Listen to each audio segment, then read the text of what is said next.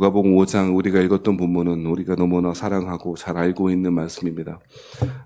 우리가 잘 알고 익숙한 말씀일수록 그 말씀을 오독하는 경우가 많이 있습니다. 그 말씀을 통하여 우리에게 주시고자 했던 그 메시지를, 그 보화를 발견하는 노력 대신에 그저 우리의 익숙한 방법으로 우리가 원하는 방식으로 성경을 읽고 우리가 원하는 결론을 내기도 합니다. 누가복음 5장 1절 말씀에 베드로가 잡은 것이 아무것도 없었습니다만 예수의 말씀에 의지하여 그물을 내렸더니 고기가 많이 잡히게 되었다. 대박의 조건이 있는데 그것은 말씀대로 하자라고 하는 식으로 성경을 읽습니다. 실제로 그러한 면이 없지 않아, 그렇게 적용할 면이 없지 않아 있습니다만 오늘 본문의 말씀은 그러한 대박 사건을 말하는 것이 아닙니다. 어떤 어부의 간증, 어부 출신의 간증이 유명했던 적이 있었는데요.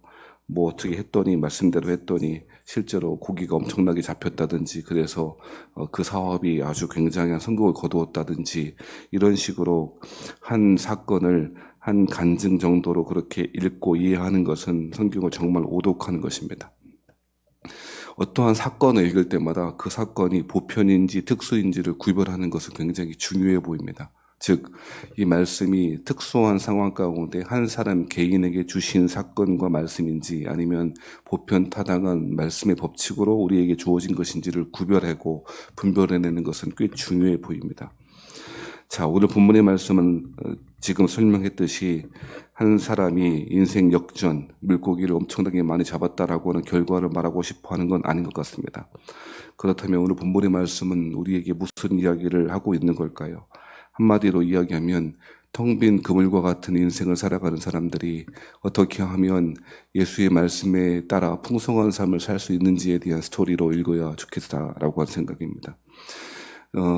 중년의 위기가 여러 가지 위기가 있을 수 있겠습니다만 그것은 많은 사람들이 표현할 때 빈둥지 신드롬이라고 하는 어려움을 겪는다지요. 빈둥지 신드롬이 뭐냐? 열심히 아이들 키울 때는 몰랐는데 아이들 다 키워놓고 시집가고 장가가니 아무것도 없는 그 새 동지를 새끼들이 다 떠나가 버리고 그 동지에 자기 혼자만 남아 외로움과 고독과 허물을 경험하는 그런 심리적, 병리적 현상을 빈동지 신드롬이라 그러지요. 그런 말이 중요한 게 아니고 실제로 그렇게 살아가고 그렇게 텅 빈 그물과 같은, 그리고 빈 동지와 같은 인생을 살아가는 사람들이 얼마나 많습니까? 아이들 키울 때는 잘 모르지만 자기 인생의 중요한 것들을 잃어버린 채 허무한 인생을 살아가고 있고 그저 그 허무를 견디고 버티기 위해 다른 어떤 술이라든지 다른 어떠한 스포츠라든지 취미에 몰입하여 그 인생의 허무함을 극복해내고자 하는 사람들이 많이 있다는 것이죠. 오늘 본문의 말씀은 베드로의 이야기를 통하여 사람의 인생의 본질이 무엇인지를 잘 보여주고 있다고 생각하는데 그것은 허무일 것이고 빈 동지일 것이고 빈 구물이라고 하는 것입니다. 베드로는 성실한 가정이었고 성실한 어부였고 노련한 어부였던 것 같습니다. 동업자들도 있었고 아마도 성공적인 어부로 살아가고 있었던 것 같습니다. 그런데 특이하고 정말 희한한 일이 벌어졌는데 밤이 새도록 물고기를 잡기 위해서 그물을 내렸는데도 불구하고 한 마리도 잡지 못했다는 것입니다. 진짜 이게 기적 아닐까 싶을 정도로 물고기를 잡았는데 한 마리도 잡지 못했다라고 하는 것은 정말 놀라운 일인 것입니다. 아무리 조항이 좋지 않아도 바다에서 밤새도록 잡았는데, 호숫가에서 밤새도록 잡았는데 한 마리도 잡지 못했다? 그것은 정말 놀라운 일일 것입니다. 심상치 않은 일이 벌어지고 있음을 베드로는 잘 알고 있었을 것입니다.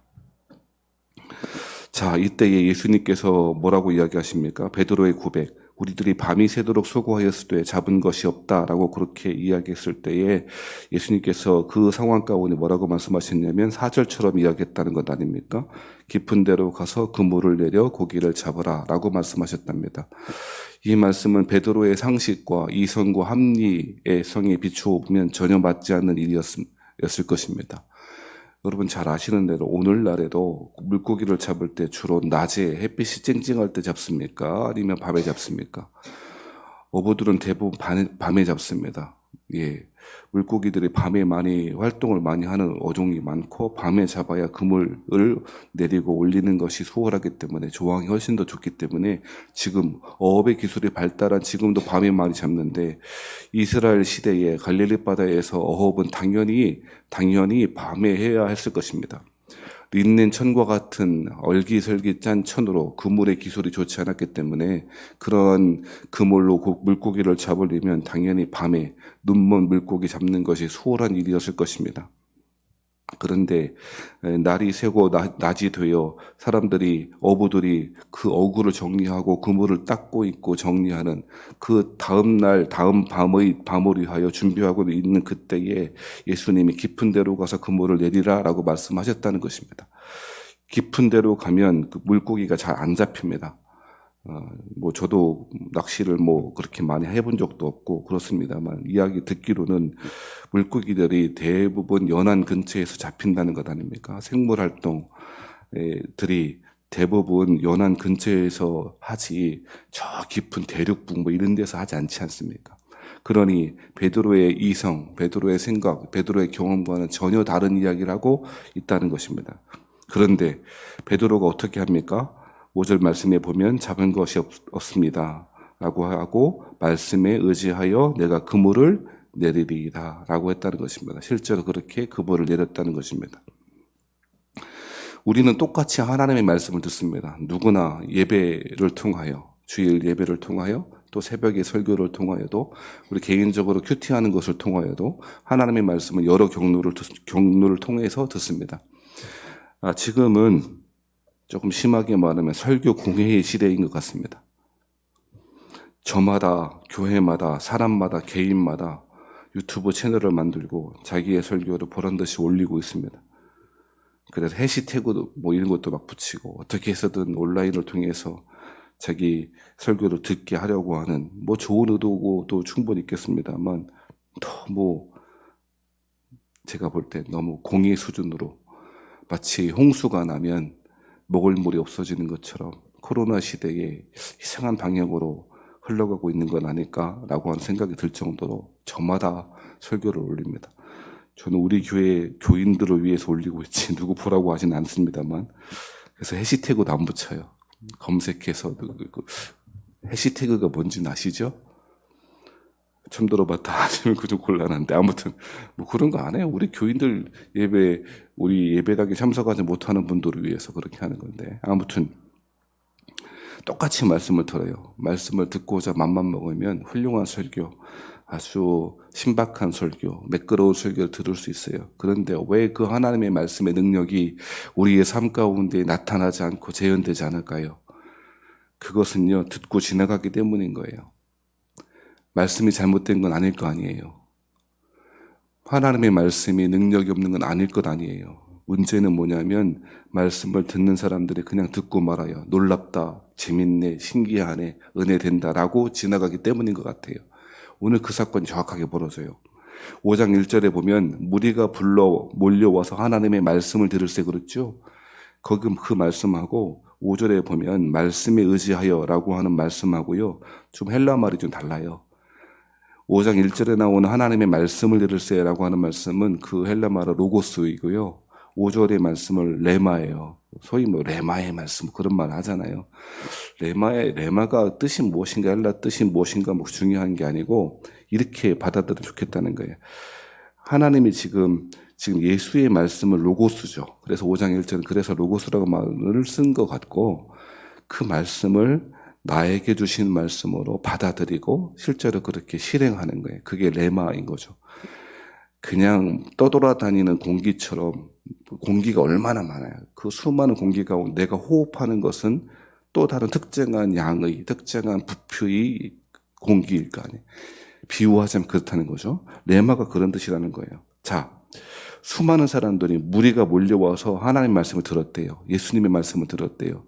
얼마나 사람들이 몰려왔는지 밀리고 해서 예수님은 배를 수배하셔갖고 배에 타셔서 그 해안가에서 조금 멀리 떨어지셔서 사람들이 더 이상 접근하지 못하도록 그래서 배 위에서 말씀을 전하실 수밖에 없는 상황이 벌어졌대요. 사람들은 놀라워했어요. 마가복음에도 보면 예수님이 말씀하실 때 사람들 놀라워했대요. 권위 있는 새 교훈이로다 라고 놀랐대요. 그런데 그 말씀을 들은 사람들 나중에 다 어떻게 돼요? 예수님은 십자가에 못 박으러 소리치는 강포한 목소리를 바라고 있지 않습니까? 왜 이렇게 됐어요? 놀랄 뿐이라는 거예요.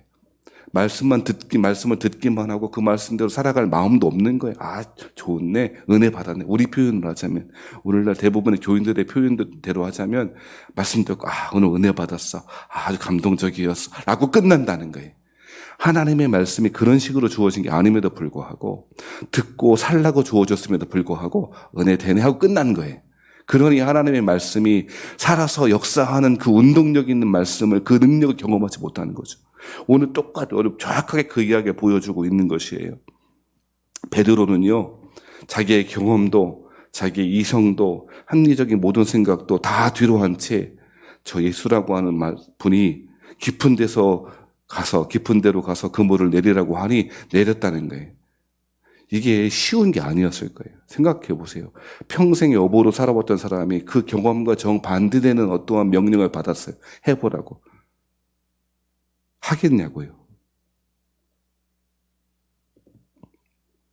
베드로는 말씀에 의지하여 내가 그물을 내리리다 하고 곧 그 그물을 깊은 데로 가서 그물을 내렸고 그 결과는 여러분 잘 아시는 대로 고기를 잡은 것이 힘이 많아 그물이 찢어질 정도로 그 열매를 거두게 되었다는 것입니다. 사랑하신 여러분, 누구나 말씀을 듣습니다만 누구나 그 말씀의 능력을 경험하는 건 아니에요. 바라고 소원하는 것은 오늘 새벽에 기도하시고 말씀을 듣는 여러분이 주의 말씀을 들을 뿐 아니라 아, 은혜되는 말씀이네 라고 끝날 것이 아니라 깊은 데로 가서 그물을 내려 하면 내릴 줄 아는 믿음의 실천, 믿음의 한 걸음이 있었으면 좋겠다는 것입니다. 그리할 때에 하나님의 능력이, 하나님의 살아계심을 경험할 수 있다는 것입니다. 우리 아까 전에 이런 질문했죠. 오늘 이 베드로의 사건은 보편일까요? 특수일까요? 베드로만 그렇게 하라고 했던 것일까요? 아니면 우리에게도 주어지는 보편적으로 주어지는 말씀일까요? 저는 보편이라 생각합니다. 어떤 보편이요? 다 어부되어야 된다라고 하는 말이 아니라 누구든 주의 말씀을 듣는데 그치지 않고 그 말씀을 지켜 행하는 것이야말로 삶의 능력, 그리스도의 능력, 하나님의 능력을 경험하는 것이다라고 하는 진리다라고 하는 것입니다. 여호수아 1장의 말씀에 보면 여호수아의 입장에서 보면 되게 황당했을 법한 명령이 주어집니다. 모세의 시종이었던 여호수아에게 하나님이 뭐라고 말씀하시는가? 이제 곧 요단강을 건너게 될 그 절체절명의 사건을 앞두고 하나님께서 여호수아 1장 7절 8절 말씀에 이렇게 이야기합니다. 여호수아 1장 7절 8절 말씀은 군인 가는 훈련소 입대를 앞두고 있는 군인들에게나 인생의 위기를 겪고 있는 사람들에게 아주 애용되어지는 그런 말씀이죠. 여호수아 1장 7절 8절 말씀 무엇입니까? 오직 강하고 극히 담대하여 나의 종 모세가 내게 명령한 그 율법을 다 지켜 행하고 우로나 좌로나 치우치지 말라. 그리하면 어디로 가든지 형통하리니. 지극히 담대하라. 네가 형통할 것이다. 라고 하는 위로의 말씀을 들으니 왜 기분이 좋지 않겠습니까? 그런데 문제는 뭔지 아세요? 여호수아에게 지금 뭐라고 하고 있느냐면 그 율법을 다 지켜 행하라. 그 율법, 이미 너에게 주어진 그 율법, 새로운 말씀이 아니고 신박한 말씀이 아니고 이미 모세를 통하여 그 이전부터 그 족장들을 통하여 주어졌던 그 율법의 말씀을 다 지켜 행하라. 그리하면 형통하리라. 근데 우리는 요 중간은 생략. 뭐 어떤 거 생략? 다 지켜 행하라. 그 율법. 이건 가로로 묶고 뭐만 받아? 형통하리라. 그리고 형통 안 하면 뭐라 그래? 원망하고 불평하고 아이 뭐 이런 일이 다 있냐고. 나름 예수 잘 믿었다는데 난 왜 이런 일이 생기냐고 불평한 일이 얼마나 많아요. 1장 8절 말씀에도 이렇게 이야기합니다. 이 율법책을 네 입에서 떠나지 말게 하며 주야로 그것을 묵상하며 그 안에 기록된 대로 다 지켜 행하라. 그리하면 내 길이 평탄하게 될 것이며. 어떻게 하라고요? 율법의 말씀을 입에서 떠나지 않도록 하라. 이거는 유대 이스라엘 사람들의 독특한 말씀 묵상하는 방편 때문에 이렇게 주어진 걸 거예요. 말씀 어떻게 우리는 그냥 조용히 눈으로만 전혀 그렇게 읽으면 안 돼요. 하나님의 말씀 그렇게 읽지 말자고 소리내서 읽어보자고 자꾸 그렇게 제가 안 하는데 그렇게 안 하시죠? 그게 힘들어요. 배고파지고. 아무튼 말씀을 입에서 떠나지 않도록 주여 읍조리는. 정말 여러분 이제 코로나 끝나면 진짜 이스라엘 한번 가보셔야 돼요. 말씀을 실제로 그렇게 해요. 중얼중얼. 언뜻 보면 광인처럼 느껴져요. 중얼중얼 그러는데요. 앞뒤로 흔들어가면서 말씀을 이렇게 펴놓고 그 말씀을 그렇게 소리내서 읽어요. 그리고 기뻐하고 놀랍고 그리고 그 말씀을 가지고 덩실덩실 춤을 추며 정말 말씀을 사랑하는 민족이구나 싶어요. 말씀을 내 입에 떠나지 말게 하고 주야로 묵상하고 주야로 유튜브로 묵상하지 말고 주야로 컴퓨터 앞에서 홈쇼핑을 묵상하지 말고 어머 이건 사야 돼 이런 짓 하지 말고 주야로 그 말씀을 묵상하고 그 안에 기록된 대로 다 지켜 행할 때에 평탄하다는 거예요. 베드로가 자신의 경험과 이성과 생각과 전혀 반대되는 예수님 말씀을 들었을 때 무리처럼 행동하지 아니하고 그래 내려보자 해보자 하고 그 차가운 밤바다에서 지쳤을 추위에 떨었을 그 몸을 데필 새도 없이 밤새도록 수고하여 아무것도 없는 그 허무한 마음을 뒤로 한 채 말씀을 지켜 행할 때에 그물이 찢어질 듯 그 열매를 거두게 되었다는 사실은 텅 빈 그물과 같은 인생길을 걸어가고 있는 우리들에게 큰 위로일 뿐 아니라 도전을 주고 있는 말씀이라는 것입니다. 10절 말씀에 보면 예수라고 하는 분이 어떤 분이신지를 어렴풋이 인식한 것 같아요. 예수는 하나님이시구나. 악을 정복하시고 악을 이기시는 분이시구나라고 베드로가 인식한 것 같아요. 8절에 보면 그렇게 이야기하잖아요. 예수의 무릎 아래에 엎드려 이르되 주여 나를 떠나소서 나는 죄인이로소이다. 베드로가 뭔 죄를 지었나? 앞장에 1장부터 4장까지 암만 찾아봐야 없어요. 이것은 절대 타자로 존재하시는 하나님 앞에 선 인간이 터져나오는 그런 분출되어지는 고백이에요. 하나님을 만난 사람들이 대부분 이런 반응을 보여요. 실제로 만나면. 제가 볼 때 뭐 예수님을 천국에 가서 예수님 만나고 왔던 사람들이 이야기하는 것을 보면 모르겠어요. 그 진실인지 모르겠습니다만 성경의 저자들, 성경의 수많은 견고한 믿음의 사람들이 하나님을 만났을 때 보여주는 경험과는 정반대. 같이 친구처럼 얘기를 했다는 등 천국이 어떻다는 그런 얘기만 하지 하나님의 그 어미로우신 광야에 사로잡히는 그러한 거룩의 경험들을 했다라고 하는 그런 책을 본 적이 없어. 그런 이야기 하려고 하는 건 아니지만 8절에 보면 엘리야가 그랬듯이 다니엘이 그랬듯이 아브라함이 그랬듯이 엎드려 나는 죄인이로소이다. 왜 그랬을까? 지금 아무것도 없었던 밤바다의 허무한 인생을 뒤로 한 채 그 바다에서 풍성한 열매가 거쳐지겠다는 거예요. 바다는 항상 악이 존재하는 곳이라고 이스라엘 사람들이 인식하고 있었습니다. 그렇기 때문에 아마도 베드로는 바다를 정복하시는 분, 이분이야말로 하나님이 아니시겠냐라고 그렇게 생각했던 것 같다는 것입니다. 아무튼 이렇게 고백하면서 10절 말씀인데요. 10절을 보세요. 뭐라고 합니까? 세베대의 아들로서 시몬의 동업자인 야고보와 요한도 놀랐습니다. 예수께서 시몬에게 이르시되 무서워하지 말라. 이제 후로는 네가 사람을 취하리라 하리니. 사람을 취하리라. 이 얘기는 사람들이 이미 바다에 빠져있는 상태라는 거예요. 그 바다에 빠져있는 상태에서 베드로의 인생이 그 바다에 빠져있는 사람들을 건져내는 역할을 하게 될 거라는 거예요. 즉 악에 빠져있고 죄악에 빠져있는 사람들을 건져내는 사명을 감당하게 될 거라는 거예요. 그런데 예수님이 시몬에게 뭐라고 하셨냐면 무서워하지 말라고, 두려워하지 말라고. 여러분 이게 중요한 것 같은데 어떤 두려움일까요? 이 두려움은 어떤 두려움일까? 8절과 연결해서 해석할 수도 있을 거예요. 하나님을 만난 그리고 구약의 사람들이 하나님을 죄인인 내가 어떻게 하나님을 만나게 됐는가? 죽을 수밖에 없다. 나는 죽게 되었다. 엘리야의 경험을 그렇게 연결해서 해석할 수도 있을 거예요. 그런데 10절 말씀에 무서워하지 말라라고 말한 다음에 사람을 취하리라라고 하는 이 새로운 사명의 길, 새로운 인생의 길을 제시하는 거 보면 요것 때문에 두려웠던 것 같아요. 요것 때문에 걱정해요. 즉 앞으로 내가 이제까지는 잘 먹고 잘 살았어요. 나름. 베드로가 가난하게 살지 않았던 것 같아요. 배가 있었다는 것 자체가 그것을 증명해요. 네? 이제까지는 잘 살았어요. 부자는 아니어도, 큰 부자는 아니어도 그냥 잘 살았어요. 아내도 있었어요. 그죠? 베드로 아내 있었습니다. 아내가 있었으면 당연히 일찍 결혼하는 그들의 습성에 비하면, 아이를 많이 낳는 유대인들의 특성에 비하면 아이들도 있었을 거예요. 물론 성이 없죠. 제가 추측하겠는데. 나름 살아왔다고요. 나름 성실한 가정으로 살아왔다고요. 그런데 예수님을 만난 이후로 그 삶을 계속할 수 없는 거예요. 어떤 삶이 이어질 거라고? 사람을 낚는 그 인생을, 그 사명의 길을 가게 될 거라고 말씀하니까요. 베드로의 마음이 어떻겠어요? 두려운 거예요.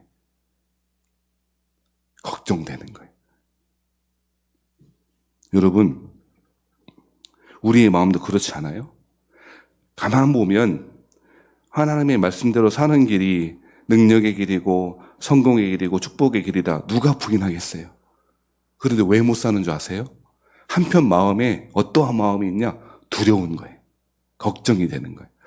아이고, 말씀대로 살기는 살아야겠는데 살자니 이제까지 내가 지키고 살아왔던 이 소박한 평안이 다 깨질 것 같은 거예요. 손해볼 것 같은 거예요. 잘 믿으면 손해볼 것 같은 거예요. 뭐가 가지고 혼란스러워질 것 같은 거예요. 그게 말씀에 대한 불신앙이 아니고 무엇이겠습니까? 우리는 늘 입으로 하나님의 말씀대로 사는 길이 형통한 길이다. 들어왔고 수도 없이 들어왔고 우리 입술로도 고백했습니다만 그 말씀이 실제로 나에게 주어진 레마의 말씀이 될 때는 그 말씀대로 살아갈 용기도 없고 믿음도 없고 지혜도 없을 때가 많이 있습니다. 그것이 저의 모습이고 여러분의 모습일 수도 있고 베드로의 모습일 수도 있다는 거죠. 사랑하신 여러분, 그러므로 오늘 아침에 기도하실 때에 하나님 말씀을 귀로만 듣는 사람이 아니고 욥처럼 이제 주님을, 여호와 하나님을 얼굴로 뵙습니다라고 하는 그 은혜의 고백이 여러분 되길 바랍니다. 베드로처럼 무리들처럼 말씀만 듣고 이거 재미있네, 신기하네 하는 사람이 아니라 그 말씀에 따라 오늘 나에게 주신 말씀을 통하여 한 걸음 한 걸음 걸어가야 합니다. 한 발 떼는 것 어렵고 두려울 수 있습니다.